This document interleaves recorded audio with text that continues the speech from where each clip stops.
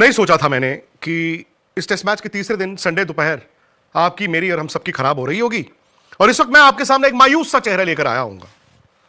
मैं तो सोचता हूं इंडियन टीम के बारे में भी कि हो क्या रहा है। क्या वाकई इंडियन टीम टेस्ट क्रिकेट खेलना भूल गई है, या टेस्ट क्रिकेट का मजाक उड़ा रही है, या फिर किसी और ही दुनिया में जी रही है।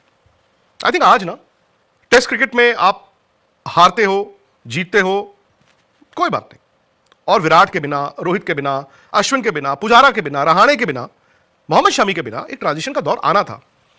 लेकिन मैं उन लोगों में से एक हूं और आज मैं माफी मांगता हूं आप सबसे। इंग्लैंड जाके जो भारत ने सीरीज खेली 2-2 से बराबरी की, शायद मैं ओवर एक्साइटेड हो गया। मैं भूल गया कि इससे पहले भारत ने पिछले साल क्या क्या गलतियां की थी। मुझे लगा शायद नए दौर की टेस्ट टीम तैयार है, नए दौर के टेस्ट कोच तैयार है, और इन दोनों ने एक ऐसी स्ट्रैटेजी, एक ऐसी रणनीति बनाई है जो नए दौर में भारत की टेस्ट टीम को एक बार फिर उस मुकाम तक पहुंचा देगा। मैं गलत था। पिछले साल की बात है, न्यूजीलैंड के साथ भारत 3-0 हारा। वो हर्ट WTC फाइनल नहीं हुआ, लेकिन अगर मैं पीछे मुड़ के देखता था मुझे लगा यार कभी कभी हो जाता है, अब क्यों नहीं हार सकते। हार सकते हो यार। हालांकि अगर आप इतिहास देखें 1980 के दशक से अब तक देखें तो भारत यार अपने घर पर बहुत ज्यादा सीरीज हारता नहीं था। इनफैक्ट भारत इतने टेस्ट मैचेस में नहीं हारता था। वो 80s का एक दौर था जहां भारत अपने घर पे, इंडिया अपने घर पे 3 सीरीज हारा था। उसके बाद 90s में तो हारा ही नहीं, और फिर कभी कभार हो जाता था कि सीरीज हार गए। तो मुझे लगा कोई बात नहीं, अब देखिए वक्त बदल रहा है। फिर इंग्लैंड आया, इंग्लैंड का दौरा आया और हमें लगा नहीं सब चंगा सी। यार साउथ अफ्रीका की टीम आई है, वर्ल्ड टेस्ट चैंपियंस है वो, और आज अगर हम 2.5 दिन में टेस्ट मैच हार गए हैं, जहां पर इंडिया 124 रन चौथी इनिंग में चेज नहीं कर पाया, 93 ऑल आउट हो गया, तो आपको अपने अंदर झांकना होगा। गौतम गंभीर आए and very brave of him, उन्होंने बाद में आकर कहा हमने इसी तरह की पिच मांगी थी। उन्होंने कहा क्यूरेटर की कोई गलती नहीं है, क्योंकि उससे थोड़ी देर पहले ना सौरभ गांगुली जो बंगाल एसोसिएशन के प्रेसिडेंट है, उन्होंने आगे बोल दिया था भाई ऐसा है, टीम ने मांगी थी ये विकेट, 4 दिन पानी नहीं दोगे यही हाल होगा, मेरे क्यूरेटर को कुछ मत कहो। फिर लोगों को कॉन्स्पिरेसी दिखनी शुरू हो गई, लेकिन गौतम ने कहा बिल्कुल सही कह रहे हैं, सौरभ गांगुली बिल्कुल सही कह रहे हैं, हमने यही पिच मांगी थी। लेकिन उन्होंने साथ में क्या बोला, इंडिया को स्पिन बेहतर खेलनी होगी। यार गौतम एक बहुत जबरदस्त व्हाइट बॉल कोच है। इंडिया चैंपियंस ट्रॉफी जीता, एशिया कप जीता, होपफुली वर्ल्ड T20 भी जीतेगा। बहुत से चेंजेस इंडियन क्रिकेट में आए हैं। लेकिन आई एम सॉरी, अगर आज हमारे कोच ये कह रहे हैं कि इंडिया को स्पिन बेहतर खेलना होगा, तो इसका मतलब 5 साल के आंकड़े वो भूल गए। आई एम सॉरी, अगर वो ये मानते हैं कि इंडिया को स्पिन बेहतर खेलना होगा, उनको ये गड्ढा नहीं खुदवाना चाहिए था। ये क्या इतनी आपको जल्दबाजी होती है कि आप इस तरह के विकेट पे खेलो? पहले मैं अपनी ताकत देखूंगा, मेरी ताकत स्पिनर है, हमेशा से इंडिया की ताकत स्पिनर रही है। बट क्या हमेशा इंडिया इसी तरह के गड्ढों में खेला है? फेजेस आए थे, एक धोनी का छोटा सा फेज आया, एक विराट का छोटा सा फेज आया, इवन रोहित की कप्तानी में एक छोटा सा फेज आया, लेकिन ये विकेट, और वो भी साउथ अफ्रीका के खिलाफ। यार अगर आप बैटिंग नहीं कर पाते हैं स्पिन के खिलाफ, तो आप सामने वाले टीम के स्पिनरों को गेम में क्यों लेके आते हो? अगर किसी जमाने में इंडिया रिस्क लेता भी था तो इंडिया के बैट्समैन स्पिन अच्छा खेलते थे। आपको मालूम था 400 रन कैसे बनाने हैं, 450 रन कैसे बनाने हैं। आपसे 124 नहीं चेज हुए, तो आप क्या करते हो? बना दो गड्ढा, बना दो गड्ढा, बना दो गड्ढा। टॉस पे आपका हाथ है कोई? और टॉस तो वैसे इंडिया हार रहा है किसी भी फॉर्मेट में। आप टॉस हारोगे तो चौथे बैटिंग करोगे इस पिच पे, और जैसे जैसे आप इस खेल में आगे जाते जाओगे आपको मालूम है यार पिच तो और खराब होती रहेगी। प्लस यार दिल भी तो चाहिए। आप टीम क्या चुनते हो? टेस्ट क्रिकेट हमेशा कहते हैं स्पेशलिस्ट का गेम है। T20 की तरह आप इसमें कहते हो ऑलराउंडर, ऑलराउंडर, ऑलराउंडर, थोड़ा बॉल थोड़ी बैटिंग, थोड़ा बॉल थोड़ी बैटिंग।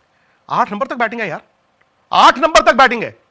फिर जब आप ये कहते हो कि हमें वो प्लेयर चाहिए जो स्पिन खेलें, कहां है सरफराज खान? आज मैं सिर्फ एक नाम ले रहा हूं, मैं ये नहीं कह रहा हूं कि सरफराज को टीम में रखो। मैं ये कह रहा हूं अगर आज आप ये कहते हो कि स्पिन खेलनी होगी, तो सरफराज तो स्पिन अच्छी खेलते ही है ना डोमेस्टिक क्रिकेट में, उनके नाम के आगे आपने कांटा लगा दिया। सो आपको यह अंदाजा होना चाहिए था, और यह पहले होता भी था, कि द मोमेंट हम इस तरह के विकेट बनाएंगे यार हम सामने वाली टीम को गेम में ले आते हैं। तो वो आपकी मैच से पहले की रणनीति गलत होती है, या मानिए या आप ना मानिए। अब आप फंस गए हो, अब आप गुवाहाटी जाओगे, वहां पे आधा घंटा और पहले शुरू होगा मैच, और आधा घंटा और पहले का मतलब है वहां पर ड्यू होगी, वहां पर मतलब मौसम जो है ना ह्यूमिड होता है। क्या आप वहां पर भी गड्ढा बनाओगे? और वहां पर अगर रबाड़ा आ गए ना और वहां कोई आंसर आ गए, और फास्ट बॉलर खोल के रख देंगे आपको। इंडिया सीरीज जीत नहीं सकता, हद मचा दोगे आप। गुवाहाटी जीत गए, आप सीरीज ड्रॉ कर दोगे। And I think I go back in time, 1 साल पहले हम बैंगलोर हारे न्यूजीलैंड से, मुझे लगा कोई बात नहीं यार हार गए तो अभी तो हम दूसरा जीत जाएंगे, तीसरा भी जीत जाएंगे। दूसरे के बाद हमने कहा यार सीरीज हार गई, पर चलो कोई बात नहीं, बॉम्बे तो जीती जाएगी, वो भी हार गए। हमारे कप्तान ने इस टेस्ट मैच के टॉस पर कहा था, जब उनसे पूछा गया यार आप टॉस नहीं जीतते, तो उन्होंने बड़ा मजाक के तौर पे कहा, गुड फेथ गुड ह्यूमर, कि WTC फाइनल के टॉस में जीत जाऊंगा मैं। WTC फाइनल न्यूजीलैंड ने पिछले साल आके जो हमारी लंका लगाई थी वहीं से कैंसिल हो गया था, और इस बार ये तो पॉइंट्स हाथ में थे। अगर यार ये भी साउथ अफ्रीका लेके चला गया, गड्ढा आ गया सर आपके आगे, आपको ये मानना होगा गड्ढा है आपके सामने, कैसे पार पाओगे। गौतम गंभीर जब से कोच बन के आए हैं, इंडिया का ये 8वां टेस्ट मैच है घर पे, 8वां। 4 टेस्ट मैच इंडिया हारा है, 2 बांग्लादेश को हराए हैं, 2 वेस्ट इंडीज को हराए हैं। और आप बांग्लादेश और वेस्ट इंडीज की टेस्ट क्रिकेट देखें कहां पे है, अंदाजा आपको हो जाता है। बाकी 4 टेस्ट मैच तो इंडिया हार गया 8 में से। ऑस्ट्रेलिया में भारत हार के आया था, और इंग्लैंड में इंडिया ने 2-2 ड्रॉ की थी। आई डोंट नो, प्लेयर्स वही हैं, कुछ प्लेयर्स गए हैं, नए प्लेयर आए। इंग्लैंड में आपने बड़ा अच्छा किया, लेकिन यहां क्या हो गया? क्या जरूरत है इन पिचेस पे खेलने की जहां आपके बैट्समैनों का कॉन्फिडेंस ही नहीं है? उसके अलावा ना आज रणनीति पे भी बात आती है। आई नो शुभमन गिल नहीं थे, उनको वो नेक स्प्रेन की बात कही जा रही है, कुछ लोग कह रहे हैं हो सकता है वो अगला टेस्ट मैच भी ना खेले, पता नहीं। हालांकि मुझे ऐसा लगा कि अगर सिर्फ नेक स्प्रेन है ना, नेक स्पैजम है, और कल हुआ था, तो मुझे लगा शुभमन गिल तो आ जाएंगे यार बैटिंग करने। अब मेडिकेशन लेके, दवा लेके, इंजेक्शन लेके, मुझे लगा यार test match on the line है, शायद आ जाएंगे। आई जस्ट होप कि वो नेक स्पैजम ही हो, कुछ सीरियस ना हो।